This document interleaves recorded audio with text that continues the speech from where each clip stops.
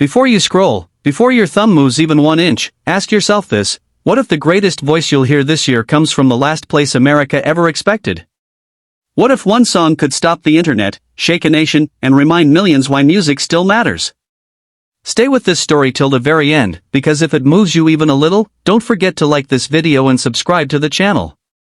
Your support helps stories like this reach the world, and this one deserves to be heard. America didn't know his name at first. In fact, when the clip appeared online, people almost scrolled past it. A grainy thumbnail. A quiet stage. A man standing alone under soft lights, dressed in a simple black suit that felt slightly too big, as if borrowed for a moment he wasn't sure he deserved. The caption read, "Filipino Elvis Tribute Live Audition." No fireworks. No hype. Just a man, a microphone, and a song that would soon echo across the country. His name was Daniel Reyes. 42 years old. A factory worker by day, a dreamer by night. Born in a small coastal town in the Philippines where the radio was his first teacher. As a child, he didn't understand English, but he understood emotion. When Elvis Presley's voice poured out of the old radio in his neighbor's house, something inside him woke up. He didn't know who Elvis was, but he knew that voice carried pain, hope, and longing all at once. Daniel used to stand barefoot on the sand, pretending his stick was a microphone, singing words he barely understood, feeling them anyway. Life, as it often does, pulled him away from dreams. His father passed away early. His mother worked endlessly. Daniel learned responsibility before he learned confidence. Music became something private, something whispered after long days, something sung quietly so the world wouldn't laugh. When he moved to America years later, chasing better work and sending money back home, the dream shrank even more. Survival came first. Singing came last. Every night after his factory shift, Daniel would sit in his small apartment, watching old Elvis performances on his phone. The jumpsuits, the swagger, the raw vulnerability. He didn't want to be Elvis. He wanted to feel brave like Elvis. To stand in front of people and say, "This is me. This is my voice." But fear has a loud voice too, and it told him he was too old, too foreign, too invisible. Then one evening, a coworker dared him. "You sing like Elvis," he laughed. "Why don't you prove it?" The words were casual, but they hit deep. That night, Daniel filled out an audition form he never thought he would submit. He almost deleted it 3 times. When the confirmation email arrived, his hands shook. On the day of the audition, America was busy with its usual noise. Politics. Celebrities. Breaking news. No one was talking about Daniel Reyes. Not yet. Backstage, he closed his eyes and thought of his mother watching from thousands of miles away, of the little boy on the beach, of every night he chose silence over sound. When his name was called, his legs felt heavy, but his heart felt ready. The judges smiled politely. They had seen thousands of performers. Some great. Many forgettable. Daniel introduced himself softly, his accent thick but his voice steady. A few raised eyebrows. Expectations were low. Then the music started. The first note changed everything. It wasn't just an Elvis impression.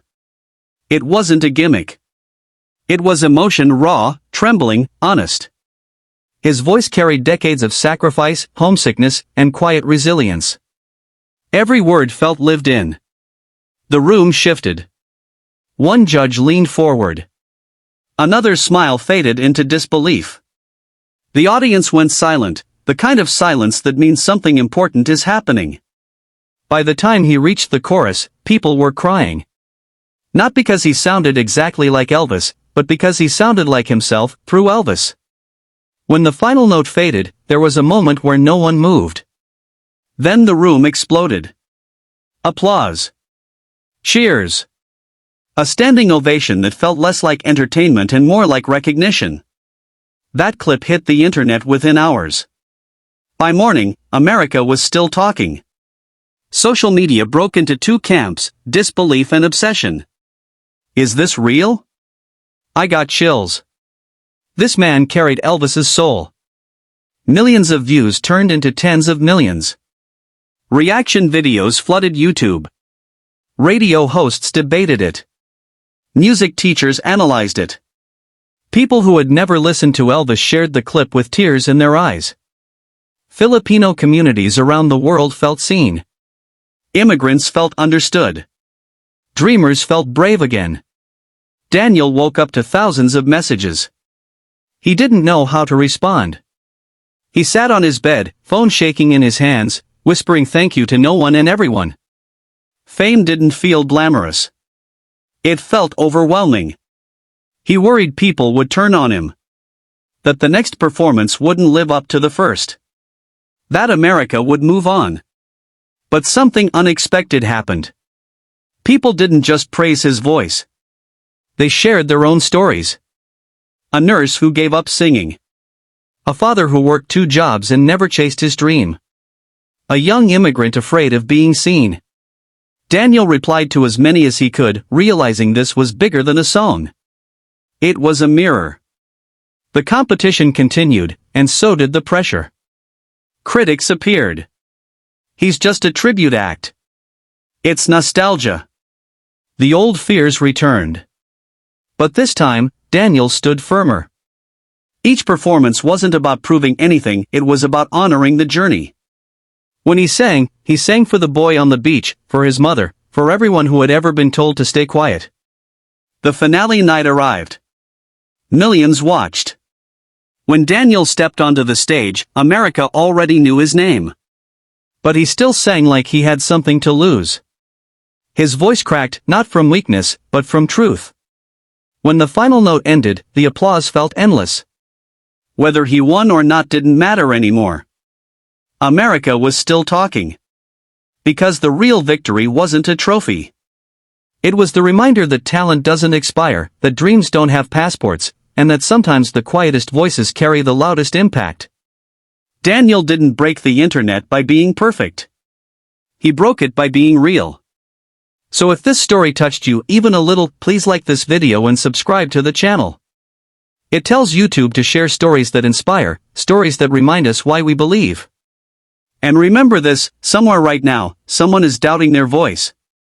Maybe this story will help them sing, before you blink, before you skip, before this video disappears into the noise of the internet. Listen closely. Because America is still talking about this voice, and by the end of this story, you'll understand why. If moments like this give you goosebumps, hit the like button now and subscribe to the channel, because stories like this only survive when you help share them. It started with a single upload. No promotion. No celebrity backing. Just a shaky phone video recorded in the corner of a small audition hall. A Filipino man stood alone on stage, hands clasped tightly, breathing slow like he was holding his entire life in his chest. His name was Miguel Santos. He wasn't famous. He wasn't confident. He was just tired of carrying a dream he never thought would be allowed to breathe. Miguel grew up in Manila in a house where the walls were thin and money was thinner. His father fixed radios, and sometimes, when the shop was quiet, an old Elvis Presley song would leak through the speakers. Miguel didn't understand the lyrics, but he felt the pain, the fire, the longing. He would mimic the voice in secret, singing into a spoon, dreaming of stages he had never seen. But dreams don't pay bills. At 19, Miguel quit school to work. Then another job. Then another. Singing became something he did only when no one was listening. Years later, when he moved to America, the dream became even quieter. Long shifts. Cold nights. A small apartment. The kind of life where survival leaves no room for applause. People laughed when he mentioned singing.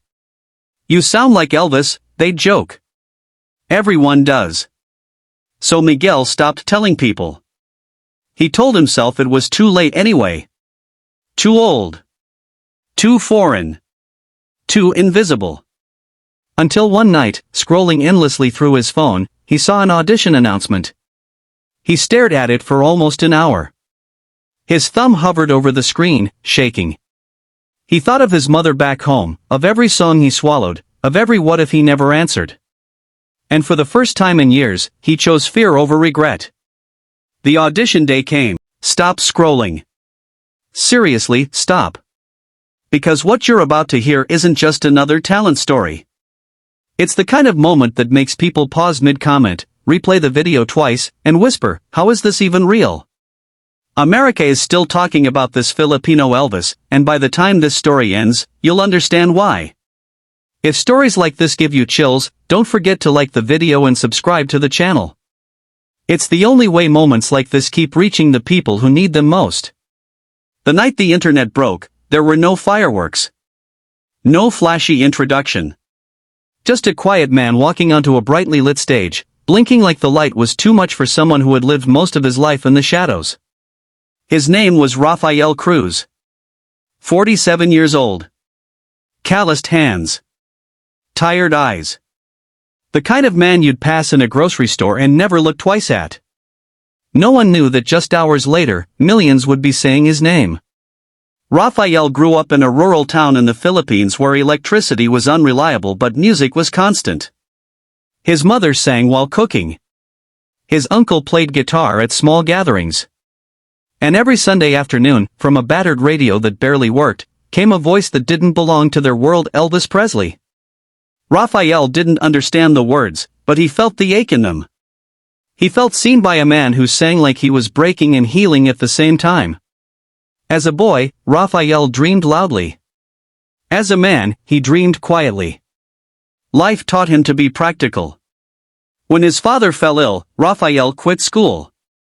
When money ran out, he worked. When people laughed at his accent, he stayed silent. Singing became something sacred, something he only did when he was completely alone. In the shower. On empty streets at night. In his head. When he moved to America, the dream almost disappeared. New language. New rules. Long shifts that left no room for hope. He told himself, some dreams are only meant to be carried, not lived. Then one evening, after a 16-hour shift, Rafael watched an old Elvis performance on his phone. The crowd screaming. The confidence. The fearlessness.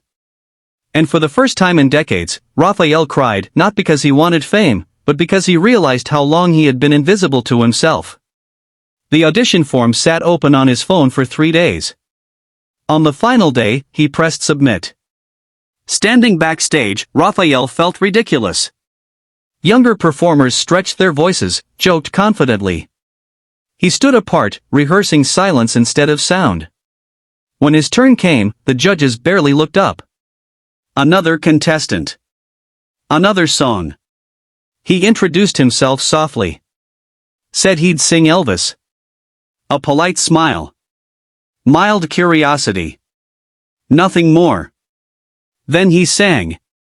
The first note didn't shout. It ached. It carried years of sacrifice. Of swallowed words. Of oceans crossed and dreams postponed. His voice wasn't trying to impress, it was confessing. The room changed.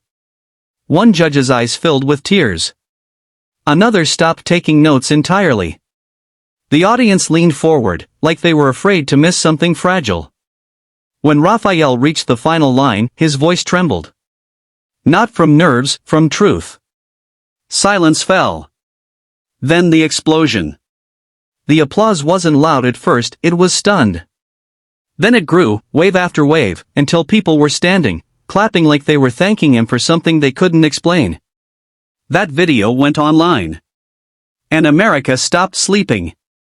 Reaction videos flooded the internet. Music experts broke down every note. Immigrants shared it with captions like, "This is our story." People who hadn't cried in years cried. The comments weren't about Elvis anymore. They were about courage. About starting late. About being seen. But with attention came pressure. Rafael read comments that hurt. He'll never top this. Just a moment. It's nostalgia. Old doubts returned, louder than ever. One night, he almost quit. Almost walked away quietly, the way he always had. Then he received a message. A young boy from the Philippines wrote, "I sing because of you." My parents say dreams are dangerous, but now I think silence is worse. Raphael read it again. And again. He walked back on stage with a different posture, not to prove anything, but to honor every version of himself that had waited too long. Every performance after that wasn't about winning. It was about telling the truth. The final night arrived. Millions watched. Raphael stood under the lights, no longer hiding. When he sang, it felt like a lifetime exhaling. The last note echoed, and before it faded, the audience was already on its feet. Whether he won didn't matter. America was still talking. Because this wasn't a story about Elvis. It was a story about permission. Permission to dream late. Permission to be heard. Permission to take up space. If this story touched your heart, like the video and subscribe to the channel. You never know whose silence your support might help break. And remember this. Dreams don't die when you get older. They die when you stop listening. And tonight, the world listened. Wait. Just wait one moment. Because what you're about to hear isn't hype, it isn't editing, and it isn't luck. It's the reason America is still talking, still replaying, still asking the same question over and over again. Where did this man come from? If stories like this move you, if real emotion still matters to you, like the video and subscribe to the channel, because moments like this deserve to be remembered. The video didn't start loudly. No dramatic entrance. No confident smile. Just a Filipino man standing under harsh white lights, blinking slowly, as if his eyes hadn't yet adjusted to being seen. His name was Adrian Flores. 50 years old. A janitor at a convention center. A man who spent most of his life cleaning stages he never imagined standing on. He didn't look like a star. And that's exactly why no one expected what came next.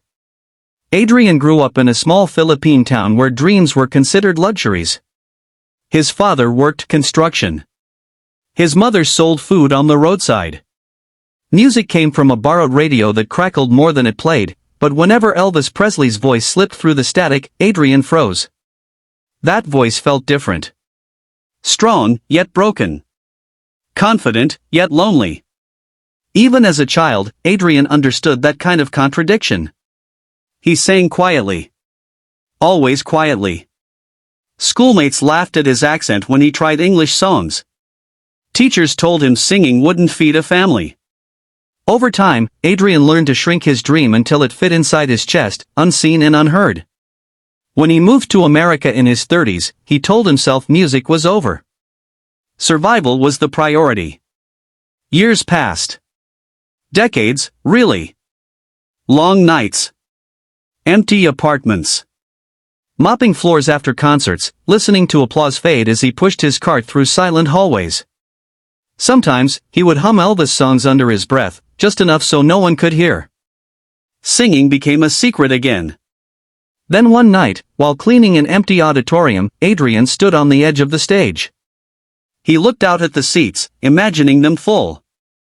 For a moment, just one, he sang out loud. His voice echoed back to him, stronger than he remembered. It startled him. It scared him. And it reminded him of everything he had buried. That night, he searched for auditions. Signing up felt foolish. Standing in line among young, confident singers felt worse. Adrian almost left twice. When his name was finally called, the judges barely glanced up. Another contestant. Another hopeful. He said he would sing Elvis. A polite nod. Mild curiosity. Nothing more. Then the first note came out of him and the room changed. It wasn't polished. It wasn't flashy. It was heavy with life. Every word carried exhaustion, sacrifice, and resilience. His voice wasn't trying to sound like Elvis, it was telling Adrian's story through Elvis. The judges stopped breathing. One covered their mouth.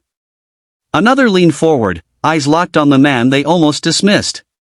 The audience didn't clap immediately when he finished. They stood. The clip went online that same night. By morning, America couldn't stop watching. Millions of views turned into tens of millions. People replay